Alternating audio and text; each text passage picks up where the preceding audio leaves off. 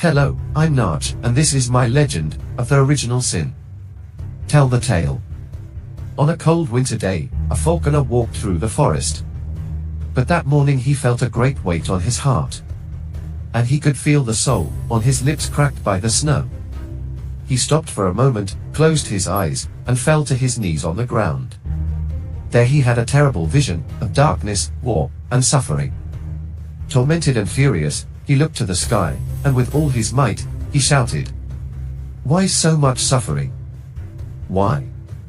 At that moment, the sky darkened, large rocks broke, and after a loud roar, a lightning bolt fell from the sky, knocking down a tree that was beside him. In the midst of smoke and darkness, a snake appeared, golden as the sun.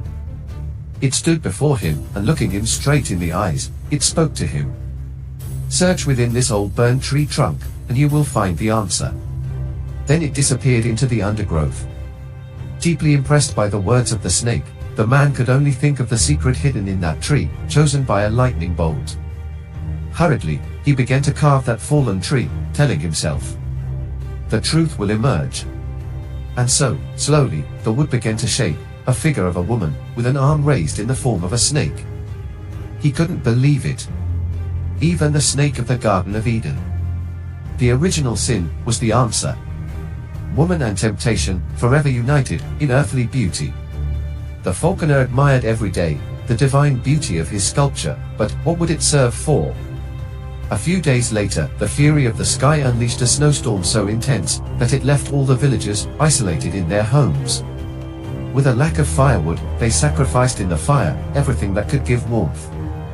Days went by. There was nothing left in the house to burn. And looking at his precious artwork, he said, "In reality, it's wood.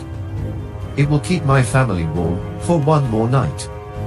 It wasn't easy for him to hand over his divine gift to the flames. But he did so.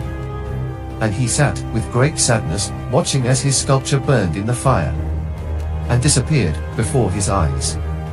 After a while, the man marveled upon discovering that his wooden figure was not consumed.